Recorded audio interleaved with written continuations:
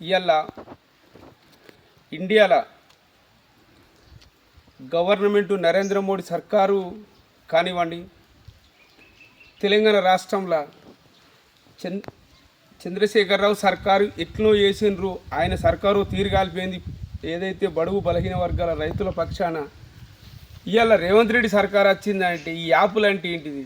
యాప్లు అనేది ఈ యాప్ సోపలు అనే విషయం ఏంటంటే ఇవాళ ఎడ్యుకేటెడ్ తెలంగాణలో ఎంతమంది ఉన్నారు? 30% యాప్ అనేది తెలియదు.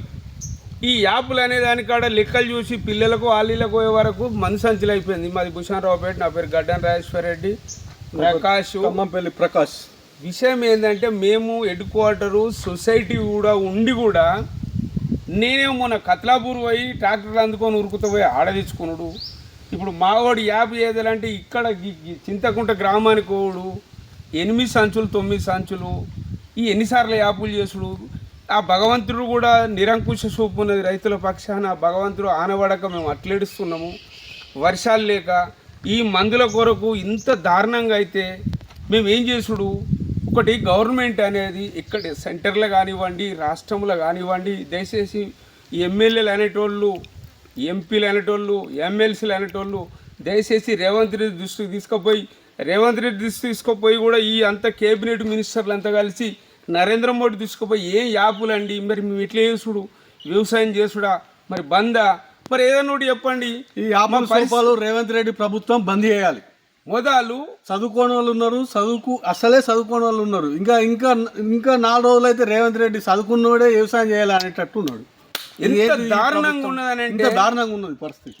నువ్వు రైతు బంధు అంటివి, ఎకరంకి ఇస్తవి. కేసీఆర్ వరంగల్ సభ పెడితేనే వాడొకసారి ఇస్తావు, జైత్యాలు పెడితే ఈడొక్క ఎకరంకి ఇస్తావు.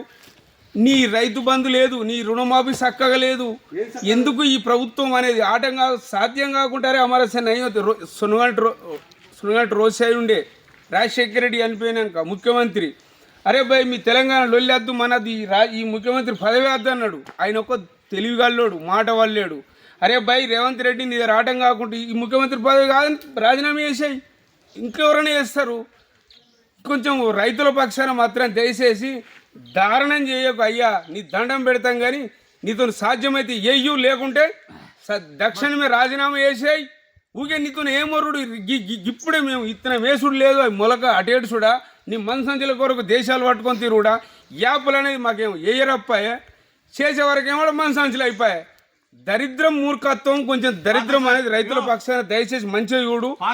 ఇసుంటి ఈ సంతుల మనవాడి వెన్నటి నిరుడియో మూయేటియో ఇట్లా చూడు. ఇదేమో యాప్ జుట్ట యాప్ ఏంది, కథ ఏంది, పాత స్టాక్ కాలిపోయింది. ఇది కూడా లైన్ 15 ట్రాక్టర్ల లైన్ ఉన్నాడు. మేము ఎందుకు వ్యవసాయం చేసుడిగా? దయచేసి మాని కొంచెం దయచేసి రైతుల పక్షాన దక్షిణం చర్య తీసుకొని ఇమ్మీడియట్గా మంచిగా చూడాలని మనవి చేస్తున్నాం.